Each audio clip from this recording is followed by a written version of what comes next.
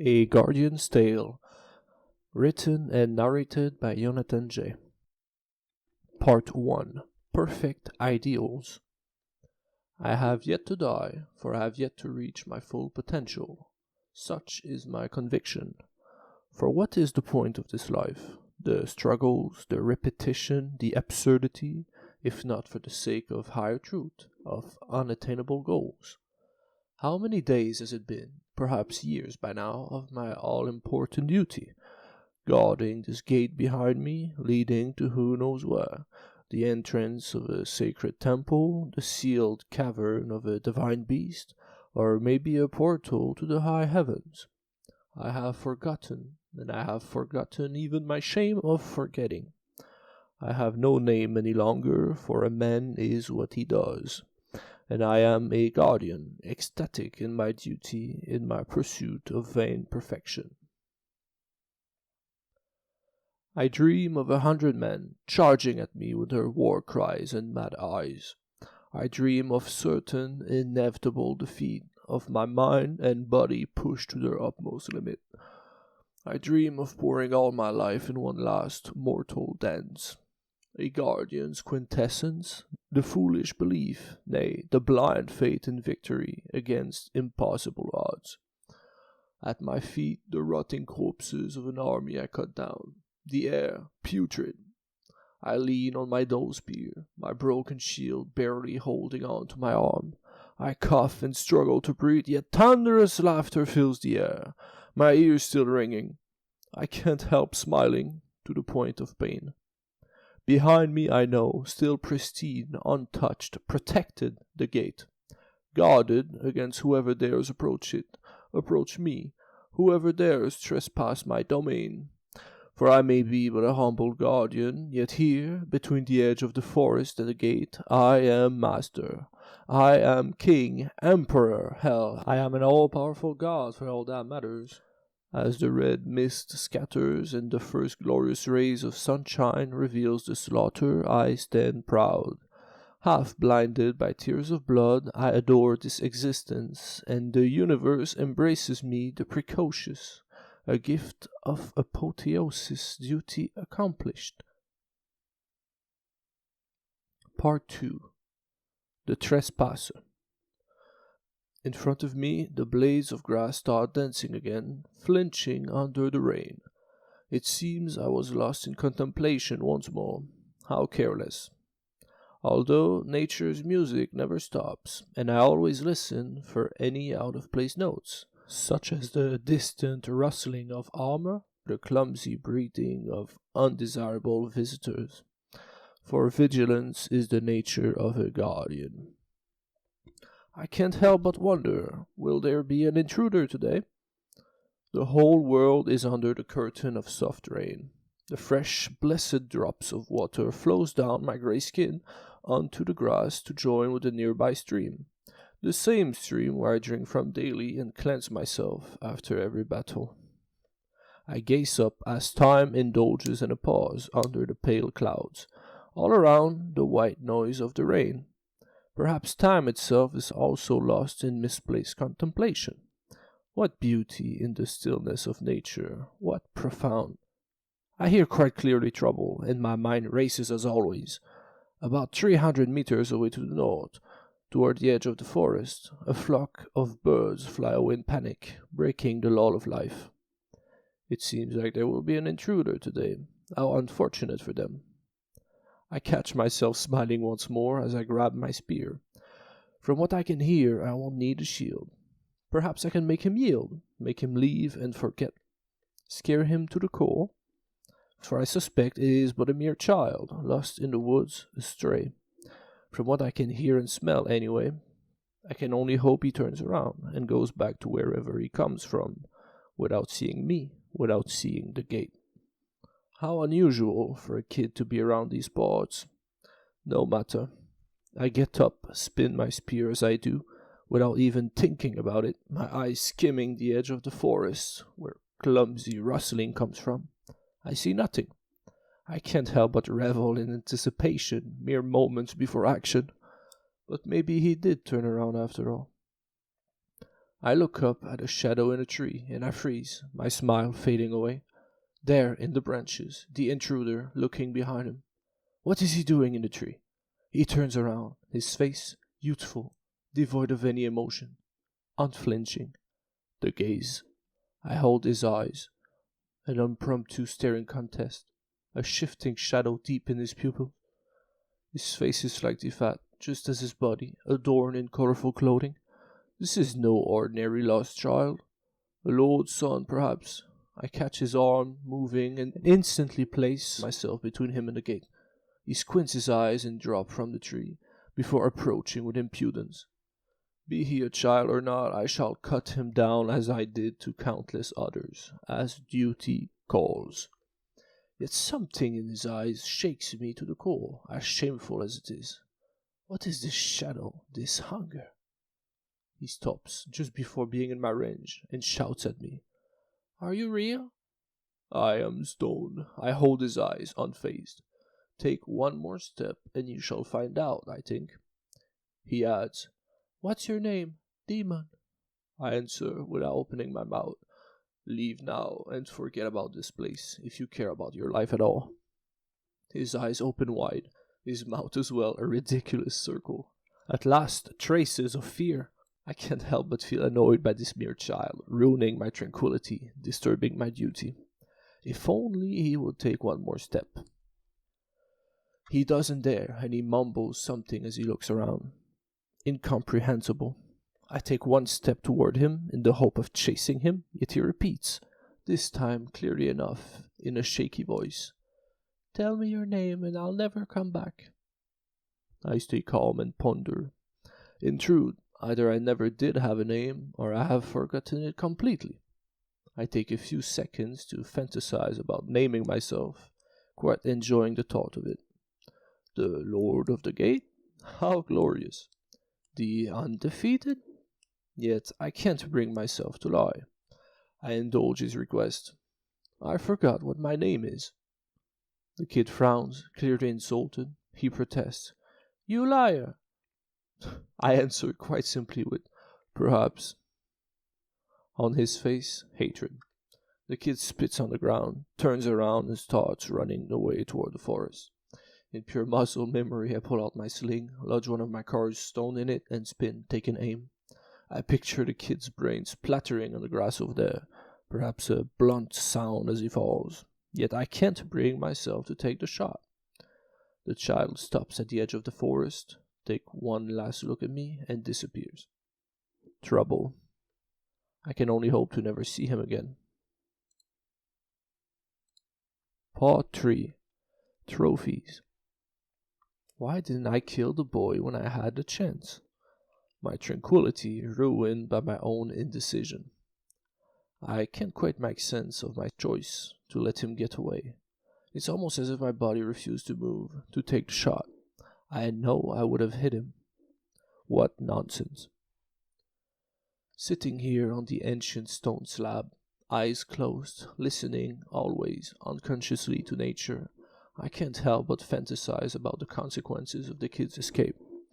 Perhaps he would never come back and warn of a terrible but merciful guardian there in the woods, and never again would I have to fight to the death any intruders. Somehow that thought fills me with grief. What is the point of protection if no threats ever arise? Although the opposite could also happen. To look up to the edge of the forest and assess the enemy forces, led by the hateful kid. His eyes lodge onto me. He commands the charge as I ready myself, surrounded. My worst enemy, a child. How absurd. The flapping of wings steer me away from my thoughts. A flock of sparrows playing above me, a few perch on my shoulders, others on the grass in front of me, pecking the ground. The stream is flowing more than usual due to the rain of the last few days. The bliss of solitude with nature's company. Behind me, the gate, its olden architecture telling me of a long-gone era, of intricate stonework and mythic ruins, the only vestige in perfect condition, the remaining ruins around me being quite decrepit. The stone slab on which I always sit is of white, immaculate marble, or so I suppose. and next to me the remnants of what used to be perhaps a wall, now only a few feet high. On its surface, my countless trophies of memorable battles. I almost forgot about them. I remember once I shied away from keeping such souvenirs, not seeing any purpose in them. Yet presently I find a sort of solace in them, in what they represent. After all, they are the proof of the past, the irrefutable evidence of every intruder I encountered over the years. In them, even my faulty memory is saved from oblivion. Or so I like to think. I get up, and the birds scatter, consterned by my sudden movement, chirping in indignation. What are these things littering the wall? An old copper dagger, covered in verdigris, a pair of folded leather gloves eaten by time, a silver button holding on to a purple piece of fabric, among other things, and there, glowing in the soft sunlight, a glass bottle containing a few drops of crimson liquid catch my eyes.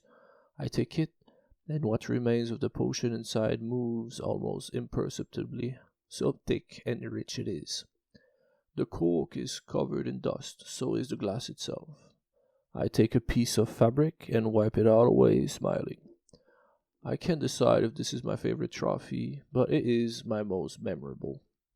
From what I can remember at least, how close I came to defeat back then. It was one hot morning of summer, and the land was under a dry spell.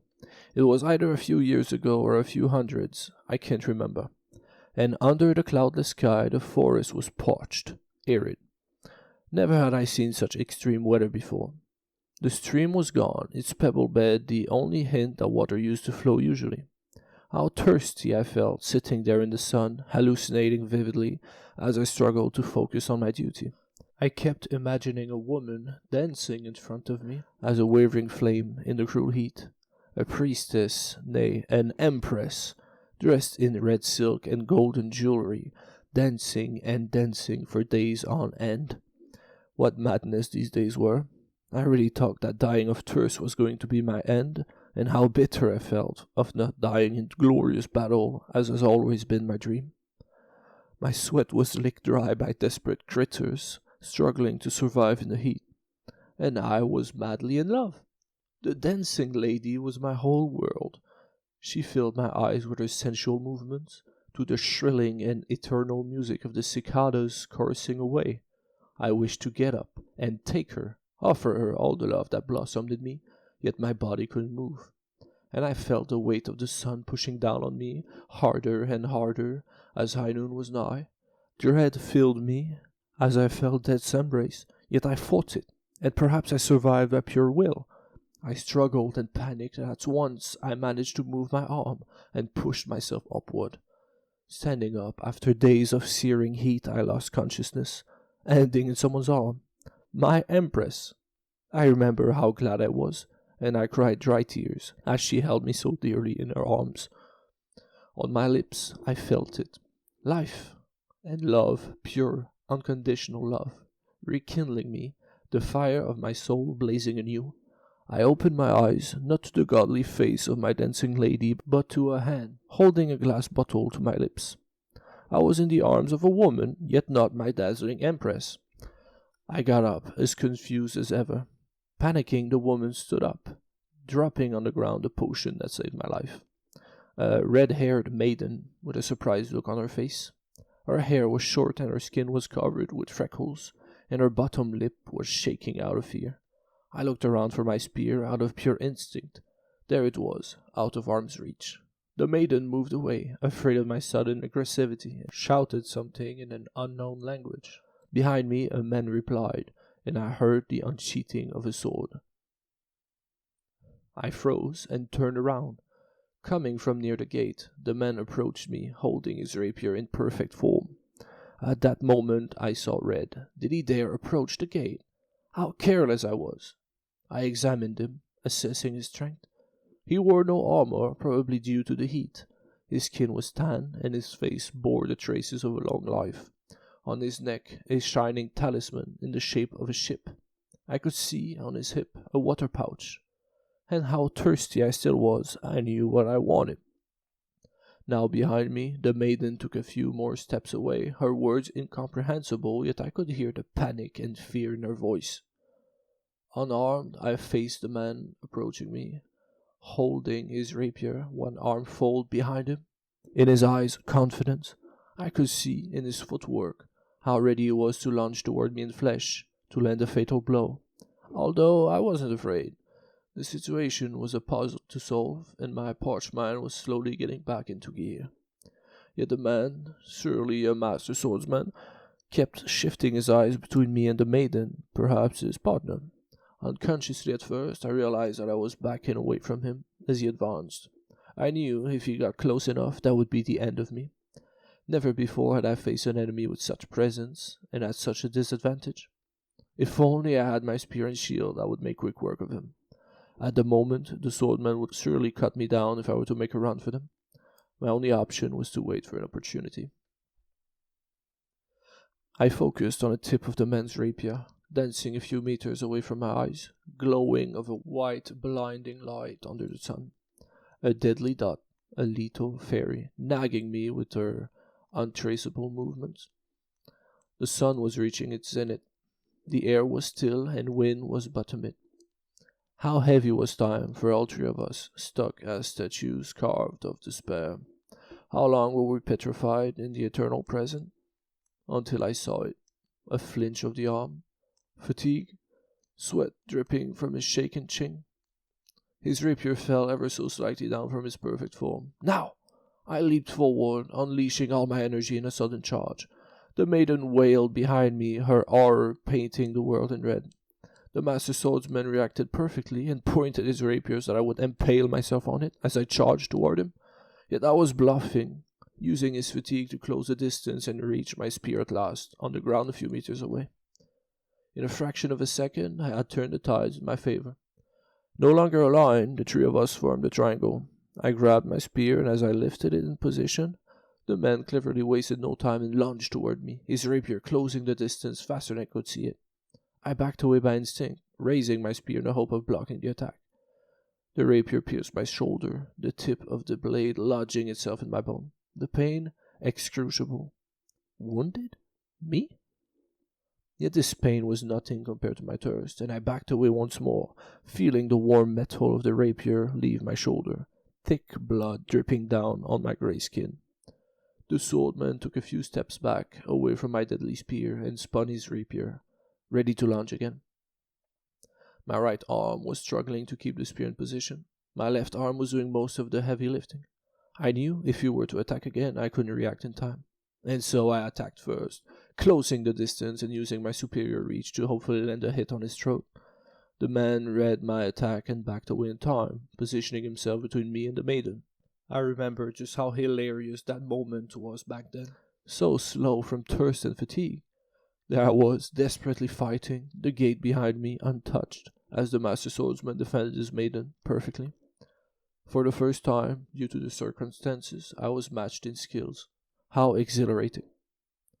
In his stance, in his gaze, in his masterful aura, I saw a bit of myself.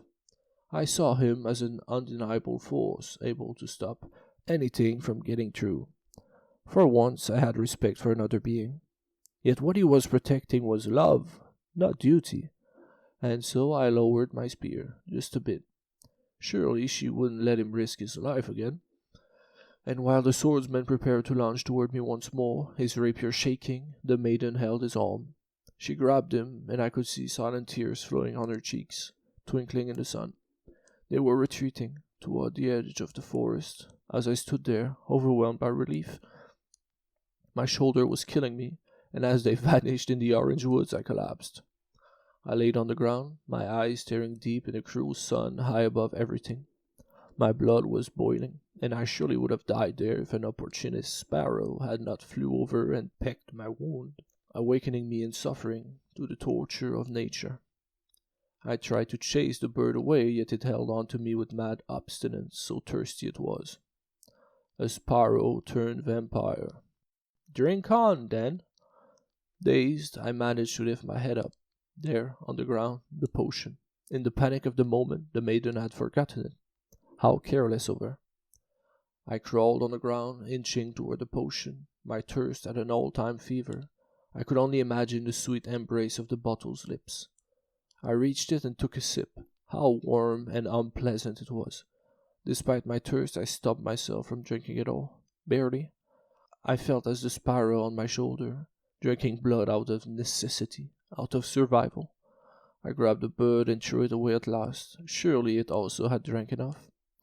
My shoulder was tingling, itching. Perhaps it was healing. What a relief. I carefully stood up and noticed on the horizon a tall grey wall of clouds creeping in. Providence. Part 4. Doubts.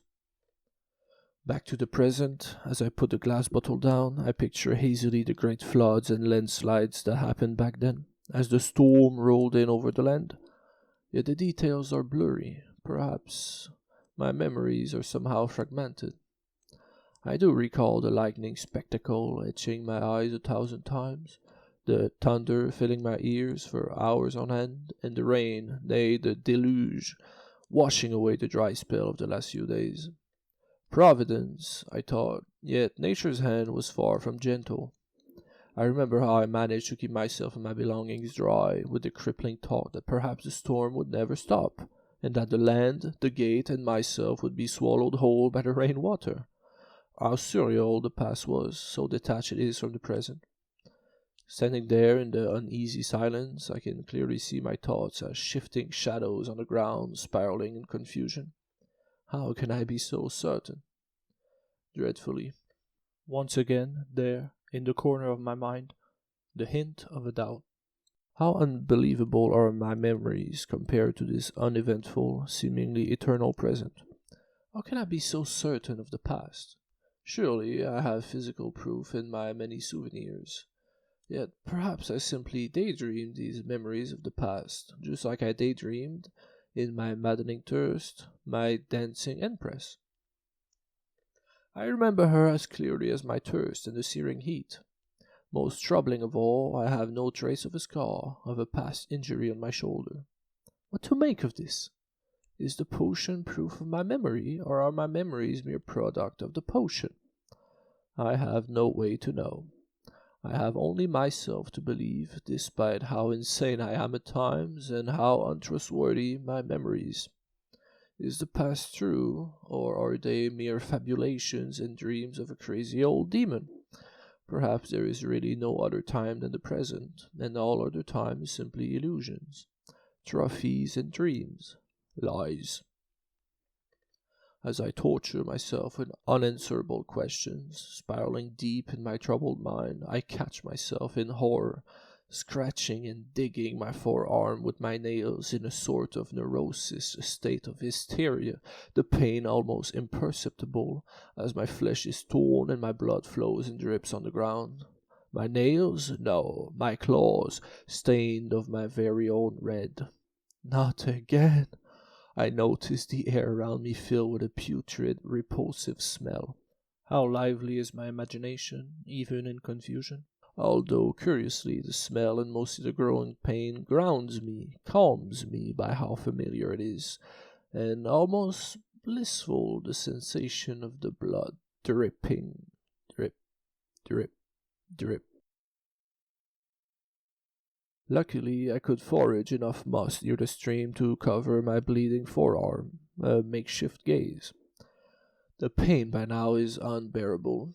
I have to bite down on a wooden stick, so intense it is. My fingernails were quite dirty, and I worry of an infection, of disease. I can simply hope the moss is enough to prevent that.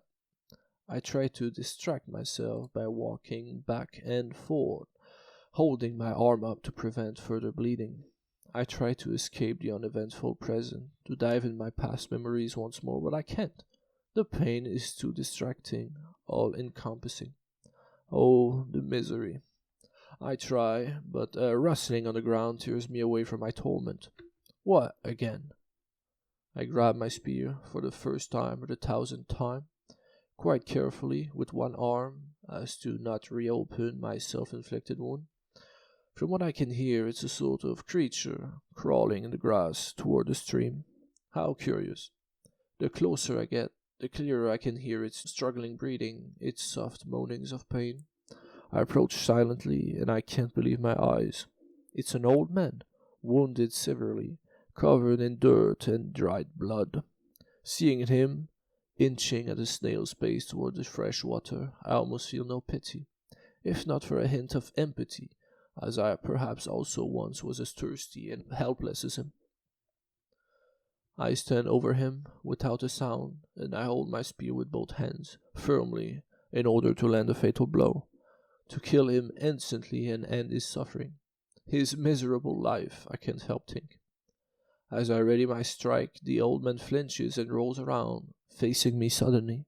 Yet his eyes are empty, dark sockets, and in them I see nothing but a void that stares back. All around his face a sort of disease, black poo, quite revolting.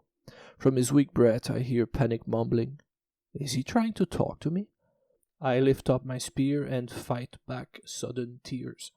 Yet once again a sparrow intervenes and lands on the very tip of my spear, chirping in ignorance.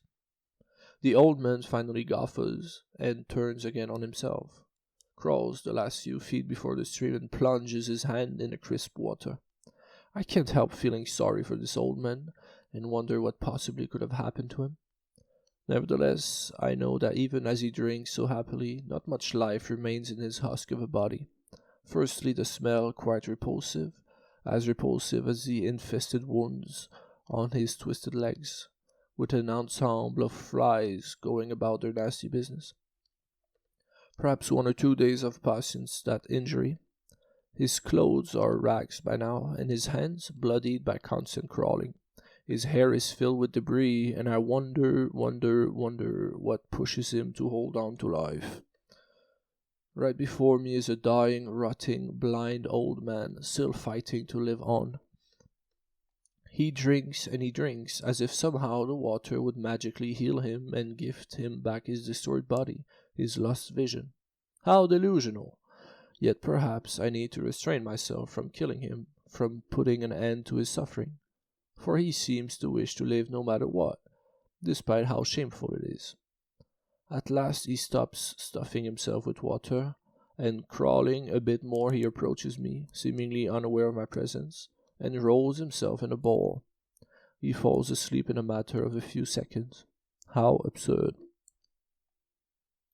Part 5. Pity. Here I sit in the twilight of dusk, as the sun settled down on the horizon, yet once again my tranquillity, my duty, is disturbed by an intruder. Not a mere arrogant child this time, but a rotting old man. Not only rotting, shivering as well. I figure I may as well start a fire. It's funny, I can't remember the last time I warmed myself at a campfire. Not that I have any need for it, but the thought of it comforts me. To lose myself in the flames, to contemplate the incandescent coals, to worship the Lord of Truth.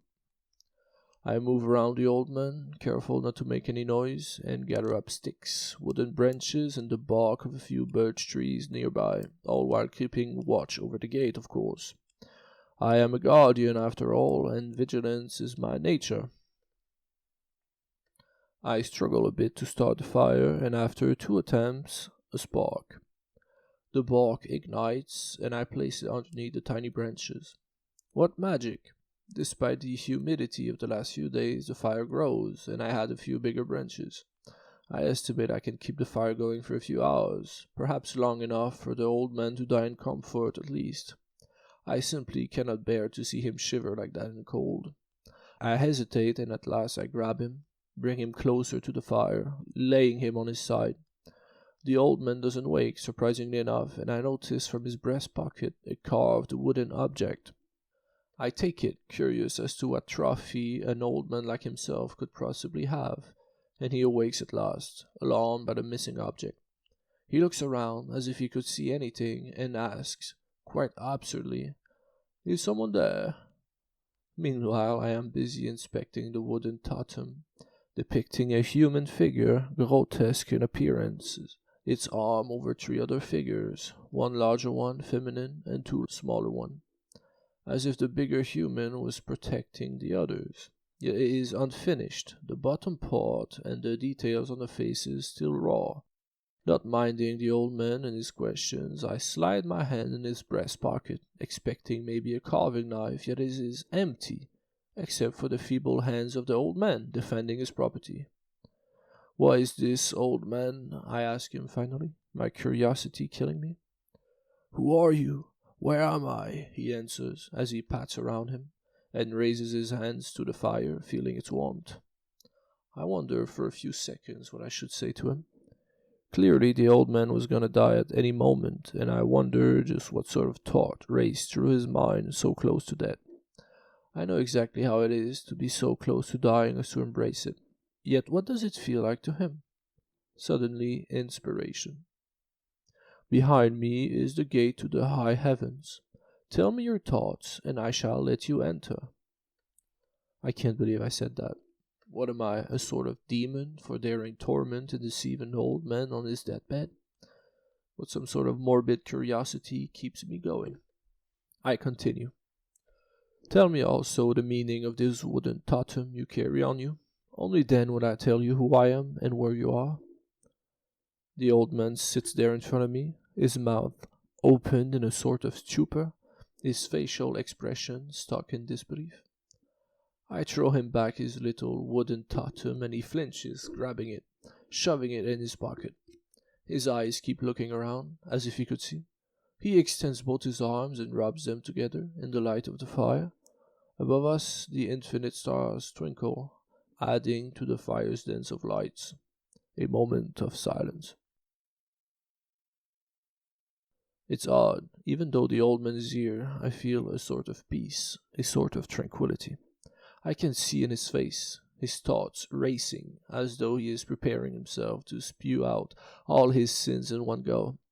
And I sit there, in front of him, idle by the fireside, my eyes fixed on his empty eyes, waiting and waiting for him to start talking, to answer. What will he confess? The old man starts by clearing his voice, spitting on his side, and asking clearly that he would like his carving knife back, as if he was in a position to ask for anything. I didn't take his knife, for he didn't even have it. Yet I understood what he meant.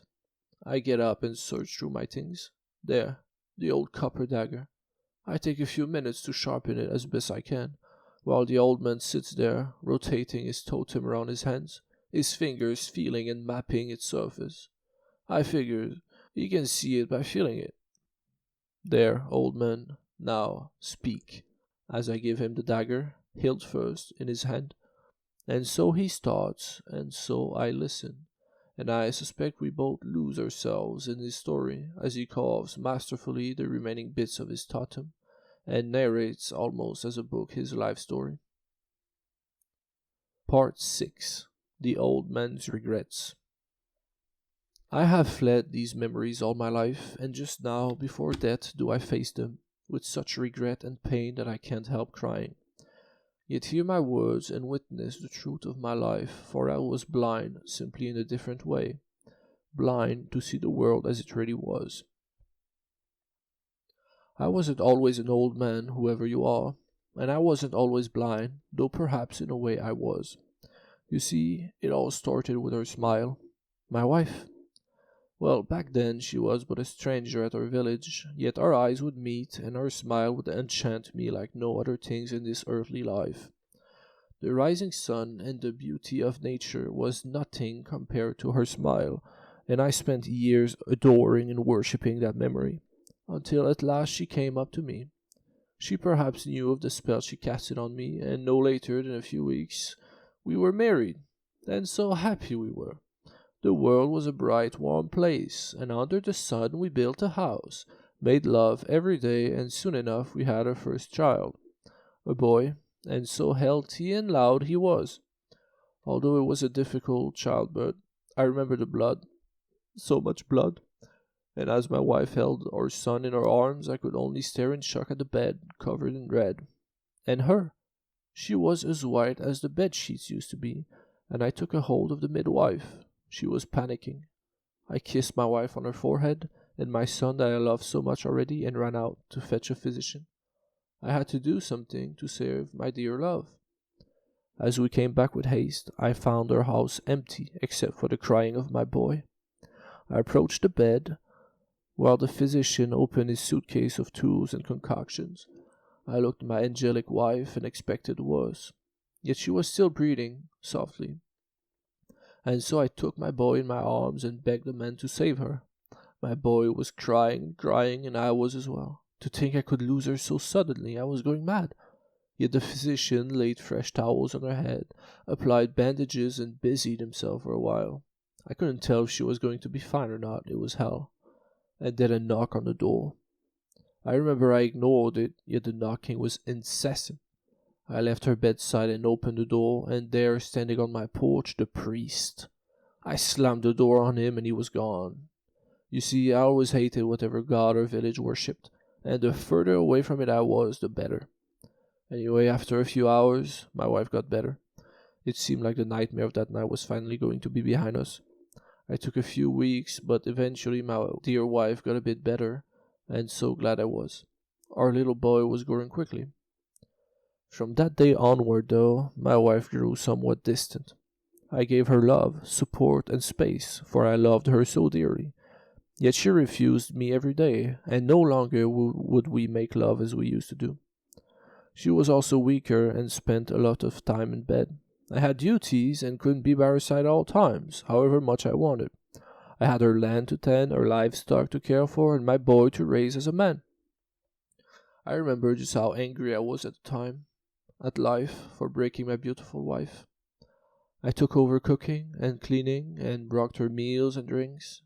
Even back then she was the prettiest woman of them all, smiling and discussing with me, tucked in her bed. Despite my anger, I was also relieved. What would we have become if we had lost her? One Sunday morning, my wife held me by the arm and asked me to go to church together. She had always been quite a believer, and her prayers never did annoy me, for I knew she worshipped nature's beauty over any deity. Yet never before did she ask to go to church. I offered her instead a walk outside, and she agreed. For the first time in a bit less than 2 years now, all three of us are outside as a family. And how I cherish this memory. Our little boy holding our hands between us, the wind blowing in my wife's hair, the sun shining in her eyes, and her smile. I can still see her smile, carved in my mind, so precious she is to me. Our boy let go of her hands and ran away along the road, and she lost balance, falling in my arms. She kissed me as she used to do so long ago. Her cheeks were red, and I held her so close that I cried. I missed her so much. But on the distance, grey clouds, and inside of me, lust. I wanted her. She was so warm and beautiful. I called for my boy, and we turned around. I remember my wife was struggling to keep up, and many times I had to walk a bit slower as she held on to my arm. The clouds were approaching, and I could feel in the wind the rain coming. Perhaps even a terrible storm. We made it home just after rain started. Soaked, we entered our home, closed the windows, and dried ourselves. I sent our boy to his room and embraced my wife, yet she pushed me away once more. You see, I wanted her, I needed her, and I thought perhaps she had gained back her health after her day outside. We went to bed and slept with the sound of the rain all around us. Day after day the rain fell, and after tending to my duties I came back home to my loving and sick wife and my son playing in his room quietly. How I wanted her, and how angry I was at the world, at being soaked every day under the deluge, and at her for refusing me every day. I decided that night I'd open one of her wine bottles and share it with her.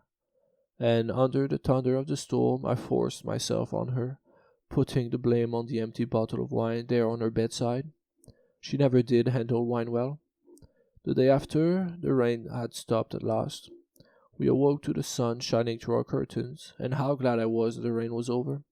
Yet our son cried for us, and I ran to the kitchen, and saw my dear boy, 2 feet in a puddle of water, looking at the roof that was leaking. A disaster! I had no choice but to spend the next few days busy on the roof, repairing any damages. Back then I knew, but didn't want to admit it, that most of the house was soaked. and I foolishly believed it would dry in the sun. About a month later, two things changed. First, my wife told me, crying, that she was pregnant again. How happy I was. Second, black mushrooms sprouted from corners of our house. How disgusted I was. And shamelessly, I hid that from my family. Every morning I would awake before anyone else and find any mushroom and rot and scrape them away. The house was as clean as ever, yet its inside was rotten. No matter, since no one else than I knew. A few weeks later, I threw a bit of a celebration, inviting friends and friends of friends over to announce our next child. I remember how cold and distant my wife was back then, claiming she was feeling a bit under the weather. If only I had known. Weeks became months, and my wife was perhaps a few weeks before childbirth. I had prepared everything to avoid a disaster like the last time. Every week the physician would come visit and run tests and ask her questions, and we were certain that this time no trouble would arise. Yet every day she held my arm and told me how scared she was. How scared she was of the pain coming back to her. In her eyes I could see fear and despair. Every time I held her close and comforted her, fooling ourselves. Until at last that day came, and how unprepared we were. It was early morning, and the sun was nowhere to be seen. She cried and cried, shaking me to go fetch the physician. And so I did, and this time the childbirth lasted only a few hours. There was still an awful lot of blood, and this time not red, but as black as the hidden rot of our house. I was mortified, and I held on to my wife's hand as she wailed in pain, pushing and pushing, to at last give birth to our new child, a girl this time. She named her Joan. To our horror, she wasn't crying, and only after the physician tapped on her back a few times did she start breathing and crying. Relieved, my wife looked at the physician, and he gave her a glass of water that she chugged. A few minutes later, my dear wife was sleeping, almost smiling. The physician told me he had prepared a remedy for her pain, an elixir. He put the white bottle on her bedside, instructing me to put a few drops in a glass of water before sleep every night. I thanked him dearly, paid him for his services, and laid on the bed next to her, with our beautiful daughter between us. Our boy was sitting next to us, drawing. I remember just how bittersweet I felt, and how uneasy I was at my daughter's lack of energy. She simply lay there, looking around, not even crying anymore, her eyes a deep black. Over the next few weeks, my dear wife would demand for more and more of the elixir, claiming that the pain wasn't going away. I gave her a few more drops, then a spoonful, and soon enough she wanted some in the morning as well. I bought some more from the physician that warned me of its addiction, yet I foolishly thought she wasn't addicted, that she just was in pain. Weeks became months, and I realized too late that my dear wife was but a shadow of herself. In a moment of lucidity, I took away the elixir and poured it on the ground outside as she cried and cried. A few days later, she broke a plate and opened her arm with it. She died in her bed. The pain was too much for her. And the worst part is, it's my boy that found her, my daughter still sucking at her breast. My son was shocked and didn't understand. My tiny daughter was hungry, and I had to feed her cow milk from then on. Thinking back, I was simply shocked as well. Why would she put an end to her life so suddenly? At first I thought that perhaps it was an accident, or that perhaps someone else had sneaked in and killed her. How stupid. Yet I realized with time that it was I that killed her, day after day, year after year. My love was a poison, and our house was rotten, and the sun was nowhere to be seen. I remember one late winter night when my daughter was about 7 years old. She had been sick most of her childhood, and even at 7 she would wet her bed and wake up crying. It was too much for me. I remember that one night I sat on my bed and felt a shiver all over. I looked at the door that was open and saw a small figure standing there, looking at me with soft red glowing eyes. I was petrified. For hours she stood there, her gaze a nightmare, until at last I stood up, walked up to her and held her in my arms. She was as cold as the night. Something was terribly wrong with her. The next day our house burned down in a disaster, and we had to move with some old friends until we found somewhere else to live. During that time, my daughter took a habit of visiting the church more and more, until one night she didn't come home. Turns out she wished to live at the monastery. I saw no objection. 15 years later, I was still blaming myself for my wife's death. My son grew to become a good man, healthy and prosperous. He was a carpenter by trade, and built a great many houses in our village that was turning into a town. Jacob was his name. I was growing old and spent my day at my hunter's cabin, where I was laying traps and hunting pheasants and critters. My life was empty, yet I deserved it. And my daughter, my poor, sweet daughter, never came to see me. I learned she had grown to be shy and reserved, preferring studying the verses of faith than living her life. What I regret most of all is the one day where I stumbled upon her by accident as I was coming back from the market. I was walking by the cemetery next to the church when I saw someone there next to a tombstone, leaning on it, holding something. I walked closer and noticed that was my daughter. I recognized her long black hair. I considered not talking to her, for I was afraid of her, but I decided I should at least try. I got closer, called her name, yet she didn't answer. I entered the cemetery, and she was leaning there on the ground, right next to her mother's tombstone, next as well to a bouquet of black flowers. My daughter, much older and taller than what I remembered, was wearing a white immaculate robe, and in her hair white jewelry made out of bones. She herself was dirty, and on her face a bit of dried blood and traces of tears on her cheeks. In her arms I saw a kitten, yet the kitten was wounded, its skull half open, and the kitten itself was barely alive.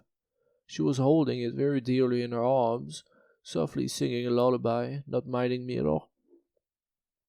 She would chase away with a wave of her hand any flies, and keep on singing, bobbling her head back and forth. What horror! I thought, surely that isn't my daughter. Surely that isn't my blood. That isn't the product of her love. Surely she cannot be my dear wife's daughter. And yet she was, and looking at her I felt it, the weight of my regrets. I wished to take the dying kitten away, of taking her by the arms and bringing her home.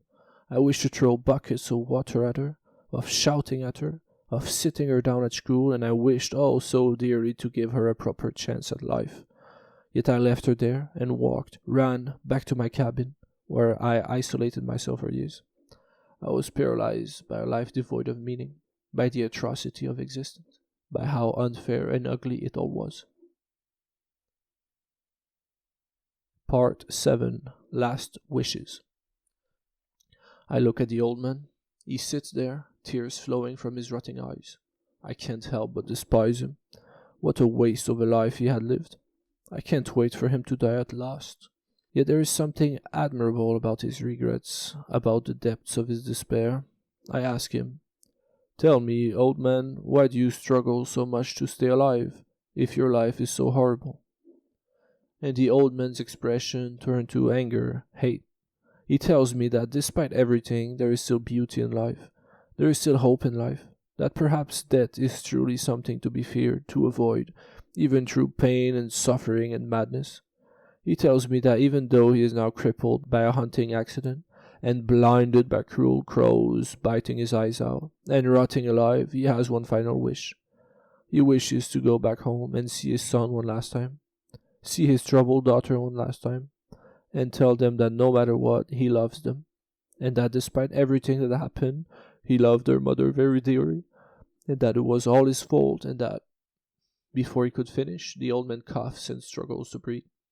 I realized that at last he was drawing his final breath. Without thinking, I stand up and run to my souvenirs. There, what remains of my potion. I kneel down and throw away the cork. I pour down the potion in the old man's mouth, yet it is too thick. Quickly I run to the stream, fill it with water, and shake it. I slap the old man and pour it all down. He swallows. I'm thinking, maybe the potion could heal him as it healed me back then. And maybe he could, despite everything, no matter how unlikely and foolish, go back and see his family. And I stand there in front of him, for what feels like forever, nurturing this foolish hope that even death can be delayed, if one wishes so strongly enough. Yet his breathing doesn't stop. Maybe I did save his life after all.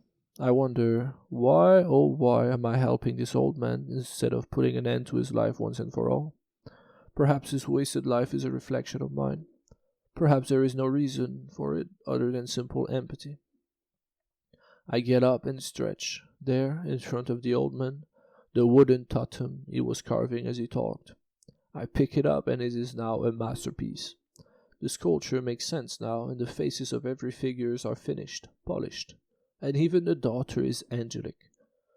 The old man sure had a terrible life, yet I can't help but admire him. I hear a sudden clack and a whistling sound, and I turn around toward the edge of the forest in high alert. I barely dodge a bolt that bounces off the rock behind me. There, holding a crossbow, a tall man in full armor. He is reloading quickly, and behind him I see his eyes. The child. And next to him a fat, imposing man, in complete armor as well, holding a halberd. And so he did come back after all. I leave the old man and make a run for my spear and shield. I run and hear the clacking again. This time the bolt hits me in the leg, just above my left knee, yet I don't feel the pain. I lift up my spear, equip my shield and face the fat man approaching me, as the crossbowman circles around, taking a different angle. In his shadow, the kid, wearing the same colorful clothes as the last time. He is holding onto the man's tunic, and he seems ecstatic. He is giving orders to the two men, and on his face the expectations of victory. My mind is blank. Pure nothingness, only instinct and a vague hatred for the child, the ungrateful creature that dared come back to haunt me after I so foolishly spared him. The crossbowman unleashes another bolt that I block just in time, as the fat man attacks me with a fast swing of his halberd. I barely manage to deflect with my spear, and his weapon lands in the ground.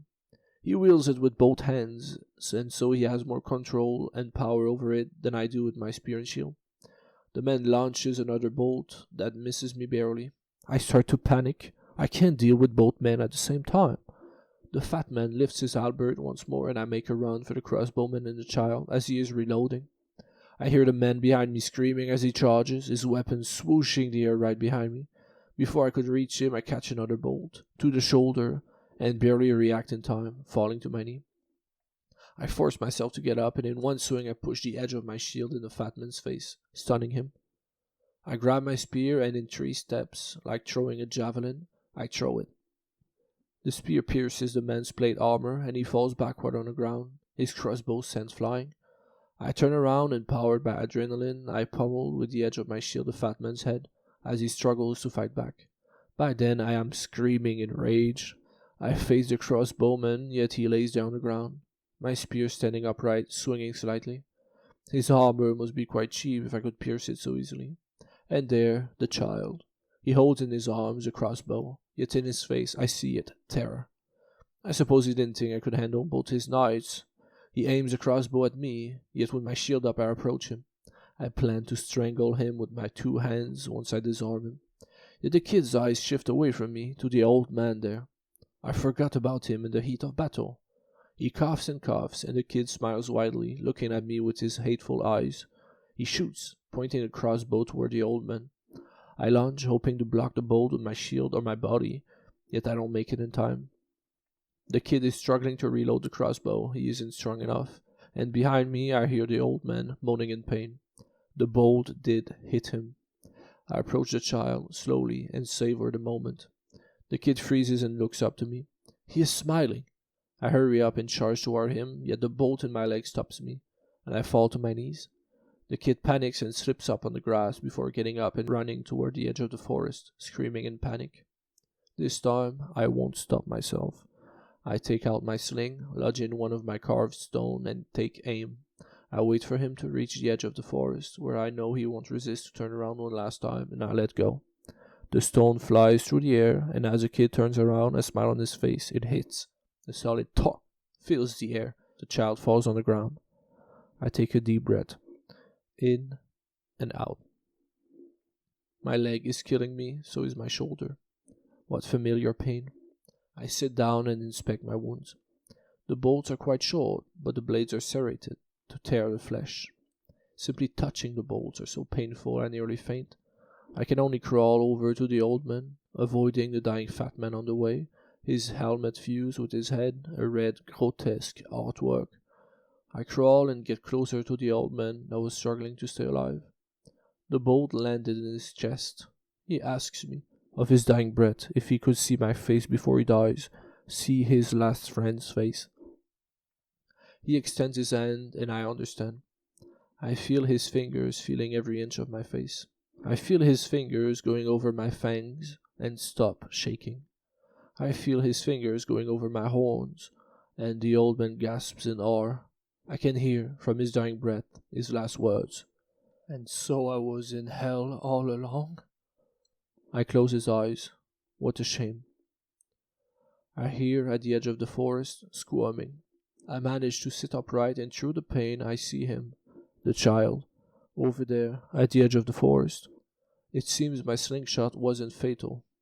He's shaking on the ground.